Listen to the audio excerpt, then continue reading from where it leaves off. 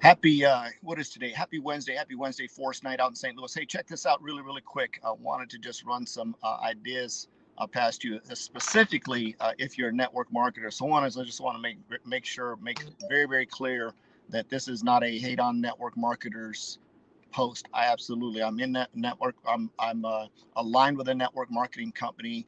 I use it as a source of income to leverage my income and make more money. So I completely support and understand the industry.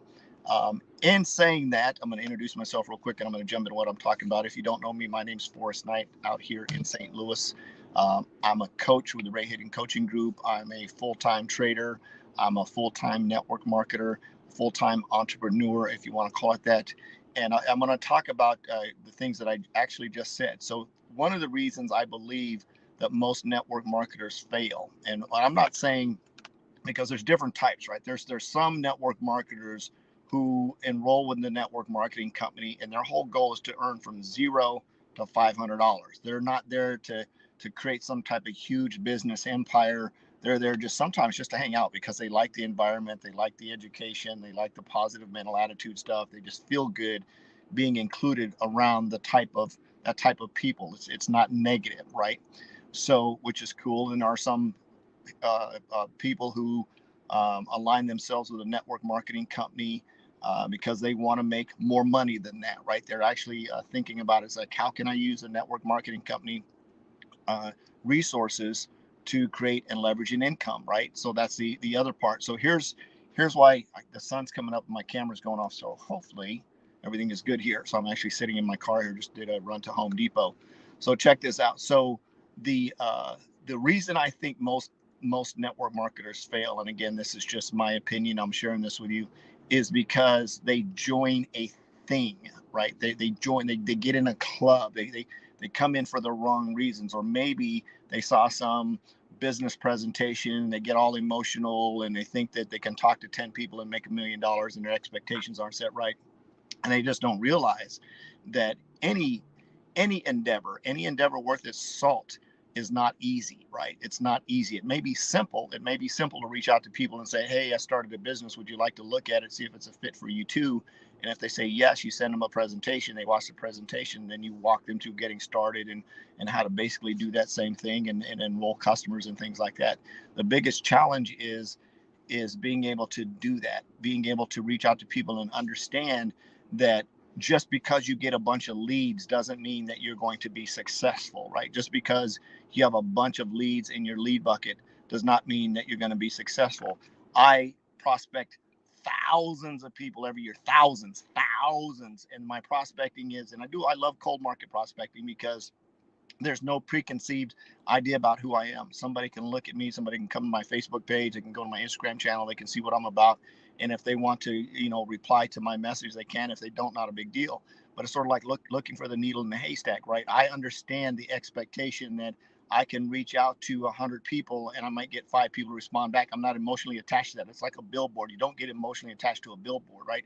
You need to disconnect your emotions from that.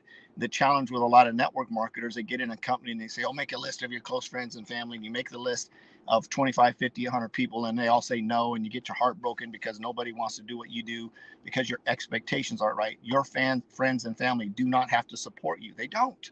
They don't have to like what you're doing, and that's okay, right? They don't even have to be your customers, and that's absolutely okay. So understanding that is one of the first reasons network marketers fail is because they have this expectation that because they're excited about something, that everyone else is going to join them, and that's not the case. So we've got to, yeah, exactly, Martin. I love cold market prospecting as well because here I am. I'm looking for a needle in a haystack, and there's a right way to do cold market prospecting, and there's like the spammy way to do it. And it just depends on who you're talking to. If you're prospecting on LinkedIn, you're going to do it a little bit different than you're prospecting on Facebook.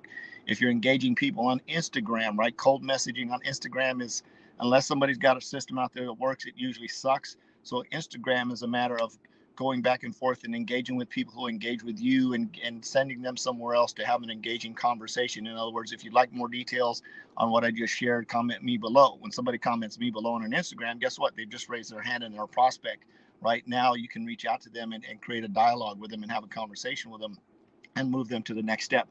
So it's understanding what you're doing in the market, understanding what your intentions are. But here's the big reason network marketers fail, in my opinion, is they don't know what their intention is. They don't know why they're doing network marketing, right? They see this model that looks really cool. Like, oh man, if I just get 10,000 customers and I'm making $4 from each customer, that's like $40,000. Man, that would be cool. But they don't understand how many people they have to talk to.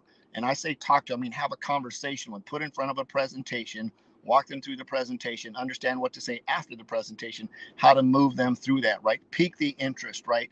Do the presentation, have a phone or friend available just in case you need one so you can introduce them to your team and see if that's the right culture for them to come on board. Be willing to not enroll people that aren't a fit for you, right? That's scary. Be willing to say, you know what, I don't think this is a fit for you. You probably need to go find something else, because you don't need a bunch of negative crap in your business, right?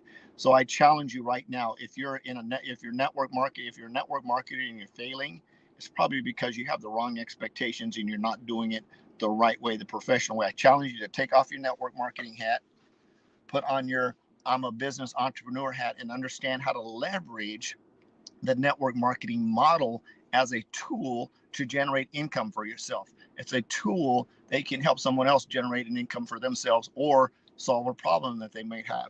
Can are there crappy network marketing companies out there? Absolutely. There's a bunch that suck. There's some that are really, really good, and you have to do your homework. One of my favorite books is Time, Money, Freedom by Ray Higdon. On page 114, 115 in there, he talks about how to choose the right company. And you got to come at it from a business hat mindset. Put on your business hat, look at the opportunity, see if it's something that you look at the culture, look at the people that are involved, and get away from the hype, right? Get away from the hype. Is there a true opportunity? If you went out and got 1,000 customers, will it make you a big check? Right? Just look at customers, not enrolling people and teammates, just customers. Is there enough profit in the customer base? If you got 1,000 customers, I like to say 1,000. If you got 1,000 customers, that you could make a big check. And the reason I say that, I've got a little over 2,000 customers, and I understand the concept of a big check from customers, right? My team is really small, but my customers are really big, and I understand that it's very, very important. That's how I came at it. I got really good at customer acquisition.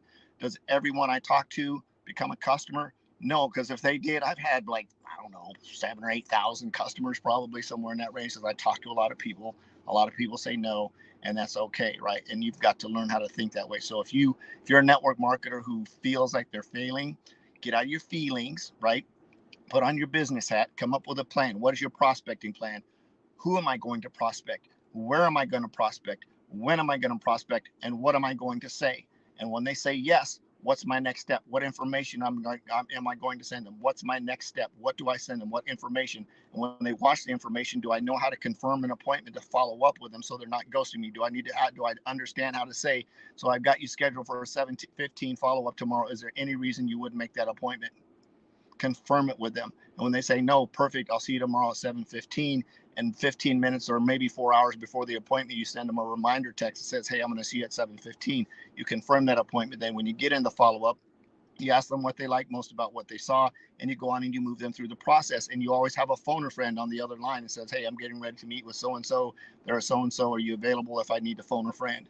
Right? And you get that third party in there to maybe do a backup if you can't close them and get them enrolled, and being able to ask the hard questions.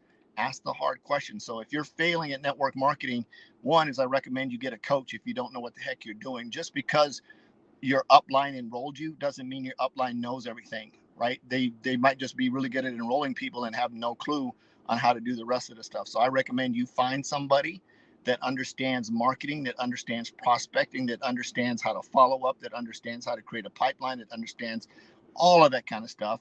Engage with them, engage with them, and lock arms with them, and get under their tutelage so they can show you how to do the basic stuff. It doesn't mean quit your network marketing company. It doesn't mean don't take the advice of your upline leadership. It simply means sometimes you need somebody that's like a batting coach, right? Your upline diamond may be a really good overall coach, but a lot of times he'll hire batting coaches, right? He'll hire batting coaches or running coaches or blocking coaches, depending on the sport that you're in, right? To specialize in stuff. So if you're looking for a coach, you're thinking like, oh man, I'd love to really have a coach. I'd really love to just up my game. Reach out to me. Reach out to me and we can talk. Like I said, I'm a coach. I really love working with people. and we'll talk about maybe getting you aligned in a coaching program to see if that's a fit for you. If not, find somebody in your upline, find somebody in your chain of command that's moving and shaking, and find out what their steps are and break them down and implement that. And remember, network marketing is a business. It's not a thing that you get into. I love you. I appreciate you. Jesus loves you. Absolutely nothing you can do about that. I'm on a mission to have no more empty refrigerators, make an extreme impact, and be an equity creator. I hope you are too. We'll see you next time. Bye-bye.